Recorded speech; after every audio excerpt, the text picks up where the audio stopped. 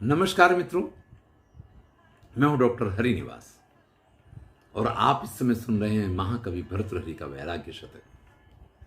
इनको तो योगी भर्तृहरि कहा जाता है। बड़ा ही सुंदर लिखा है।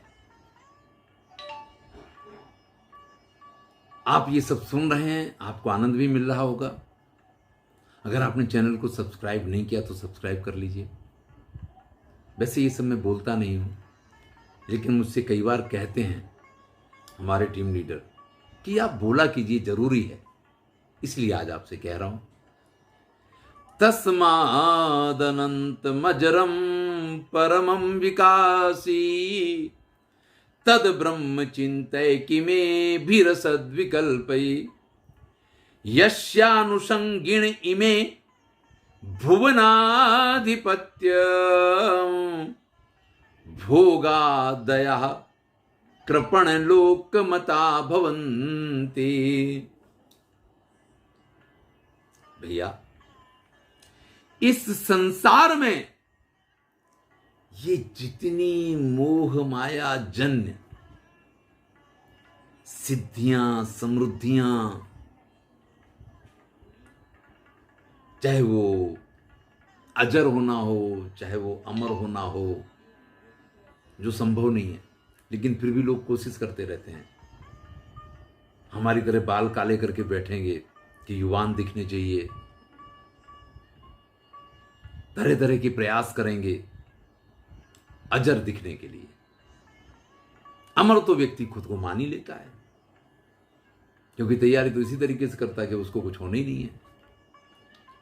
तो भैया, ये जितनी चीजें हैं, परमम विकासी, जो भी समृद्धियां हैं, भूल जाओ। तद ब्रह्म चिंतय किमे भीरसद विकल्पई। अरे इन सब के पीछे क्या दौड़ रहे हो? उस ब्रह्म, उस परमात्मा के पीछे दौड़ो। जो परमात्मा अगर एक इशारा कर दे ना, यस्या अनुषंगिकी में भुवनाधिपत्यम, ये संसार की सारी समृद्धियां जिसके चरणों में लौटती हैं, आपके लिए बहुमूल्य होंगी। आपके लिए संसार की सिद्धियां, समृद्धियां बहुमूल्य होंगी, लेकिन उस पर ब्रह्म के लिए तो ये तो उसकी माया है। तो भैया, माया के पीछे दौड़े तो माया आगे आगे और तुम पीछे पीछे। लेकिन अगर आप ईश्वर के पीछे दौड़े तो ईश्वर तक पहुंचे ना पहुंचे, लेकिन उसकी माया आपके पीछे जरूर पड़ेगी। ये जीवन में याद रखिए। लेकिन यहां ये बात इसलिए नहीं कही जा रही है कि आप इसलिए ईश्वर की साधना कीजिए कि आपको इस संसार की सिद्धियां, समृद्धियां प्राप्त हो जाएं। ध्यान रखिएगा, मैंने कई बार इस बात को कहा है कि जब भी आप भगवान की तरफ दौड़ेंगे तो उनकी पत्नी लक्ष्मी जी को यह अच्छा नहीं लगता है कि मेरे प्रभु को परेशान करने कोई उनके पास आए। तो वो क्या करती हैं? बोले ठीक है, तू यहां आ रहा है, बीच में एक सोने की ईंट फेंक देंगी। अब वो सोने की ईंट मिली, अरे यार, थोड़ी दिन के लिए हम भगवान को भूल जाएंगे और सोने के चक्कर में पड़ जाएंगे और आगे बढ़े, फिर से उससे बाहर आकर के फिर से भगवान की तरफ दौड़े तो फिर कुछ एक टुकड़ा डाल देंगे। बस लक्ष्मी जी का यही काम है। यही ईश्वर की माया है कि जब हम ईश्वर की प्रणिधान में, ईश्वर के सन्निधान में जाने की कोशिश करते हैं तो उनकी माया हमारे पीछे पड़ती है कि हम उसके चक्कर में पड़ जाएं और उनको भूल जाएं और लक्ष्मी जी उनके साथ एकांत में रमण करती रहें, आनंद करती रहें। शांताकारम भुजगशयनम पद्मनाभम सुरेशम, इस स्थिति में वो बने रहें। मन को बड़ा समझाते हैं कि भैया, सिद्धियों के पीछे नहीं, लक्ष्मी के पीछे मत दौड़ो। सिद्धियों के स्वामी यानी लक्ष्मी के स्वामी भगवान के पीछे दौड़ो। लेकिन इसकी स्थिति कैसी है? चलिए एक और श्लोक सुनते हैं। पाताल मा विशसियासि नभो विलंघ्य, पाताल मा विशसियासि नभो विलंघ्य, दिग्मंडलम भ्रमसि मानस चापलेन, भ्रांत्यापि जातु विमलम कथमात्मनीतम, तद ब्रह्म न स्मरसि निर्वृति मेशियेन। हे मन, तू कैसा है यार, हैं? तुझे समझाने की कितनी कोशिश करते हैं, लेकिन तू भाग के पाताल लोक में चला जाएगा। कभी ऐसी उड़ान भरेगा कि नभो विलंघ्य, कि आकाश को भी पार कर जाएगा।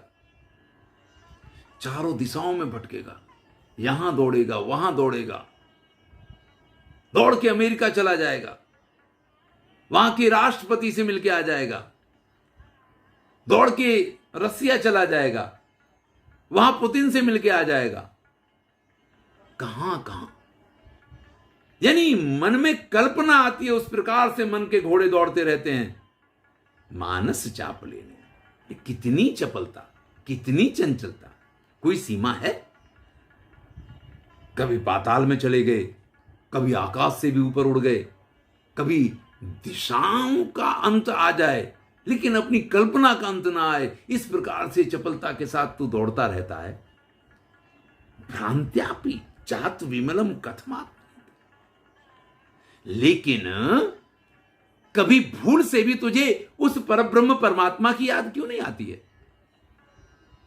अरे भाई, तू यहां भी दौड़ता है, वहां भी दौड़ता है, यहां भटकता, वहां भटकता, सब जगह दौड़ दौड़ करता है, तो कभी भूल के मंदिर भी चला जाया कर। लेकिन आप देख लीजिएगा, मंदिर शरीर जाता है, मन मंदिर में नहीं जाता है। हम मंदिर जाते हैं तब भी मन तो जूते चप्पलों में लगा रहता है। तो ये मन मंदिर क्यों नहीं जाता है? मंदिर जाना हो तो शरीर जाएगा, और फिल्म देखने जाना हो तो मन पहले पहुंच जाएगा, शरीर बाद में पहुंचेगा। तो इस मन को टकोर कर रहे हैं कि तेरे को कितना भी रोकूं, नीचे जाना शुरू करे तो पाताल तक चला जाता है, और ऊपर उड़ना शुरू करे तो आकाश को भी पार कर जाए। दिशाओं की बात करो तो दिशाएं छोटी पड़ जाए, इतनी दूर तक तू चला जाता है।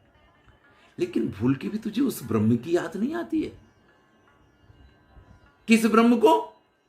अरे भैया, जिसको याद करने से ये दौड़ना, ये भागना सब कुछ बंद हो जाए, उसकी याद तुझे नहीं आती है। जीवन में याद रखिए, कोई भी माध्यम बनाइए, लेकिन ईश्वर हमेशा आपको याद रहे, इसकी कोशिश कीजिए।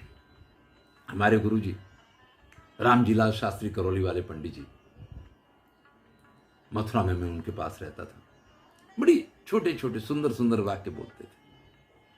उनकी भागवत की कथा चलती थी, वो कहते थे, राधा राधा श्री श्याम सुंदर। आज हमारे भगवान आवेंगे, तो सामने बैठे भक्त बोलते थे, हमारे आवेंगे। यानी आपके मन में ये भावना होनी चाहिए कि ईश्वर आपके घर पे है, भगवान आपके साथ है। वो कहते थे, हमारे तो संग ही संग डोलो करे, आगे पीछे खेलो करे। कोशिश कीजिए, आप अनुभव करेंगे ना, तो वो हर जगह आपको आपके साथ साथ दिखाई देगा। मुझे हर पल, हर क्षण, चाहे मैं अपनी नौकरी करने जाऊं, चाहे मैं किसी भी कार्य के लिए जाऊं, मुझे हमेशा इस चीज का एहसास रहता है कि वो हमारे मार्गदर्शक हैं, वो हमारे पथ प्रदर्शक हैं, वो सदा हमारे साथ है। और ये एहसास जब हमारे साथ होता है ना, तो कैसा भी कार्य आपको करना हो, आपको कभी भय नहीं लगता है। तो यहां मन से यह कहा जा रहा है, तू अपनी उड़ानें भरना बंद कर दे। भूल से ही सही उस ईश्वर पे विश्वास करके तो देख, एक बार उसको अपना बना के देख, एक बार उसकी शरण में जाके देख। तद ब्रह्म न स्मरसि, तू उसका स्मरण नहीं करता है जिसका करना चाहिए। और अगर एक बार उसका स्मरण कर लेगा, निर्वृत्ति मेषियेन, तो हमेशा के लिए फिर ना कोई चिंता रह जाएगी, ना कोई फिक्र रह जाएगी, ना आपको कुछ गलत करने की जरूरत पड़ेगी, ना कहीं किसी जगह आपका कोई दूसरा गलत कर पाएगा। ये मैं आपको भरोसा देता हूं। जीवन में कोशिश कीजिए, हाथ में माला रह करके उसकी नाम की याद आए तो माला रखिए, सामने चित्र रख के अगर आपको उसकी याद आ पाए तो उसको रखिए। अपने बच्चों के नामकरण इस प्रकार से कीजिए कि आप उसका नाम हमेशा ले सकें। बस कैसे भी कीजिए, पहले उसके नाम से जुड़िए, फिर उसके काम से और उसके साथ आपकी भावनाएं अवश्य जुड़ जाएंगी। प्रयास कीजिएगा। धन्यवाद। मैं हूं डॉक्टर हरिनिवास।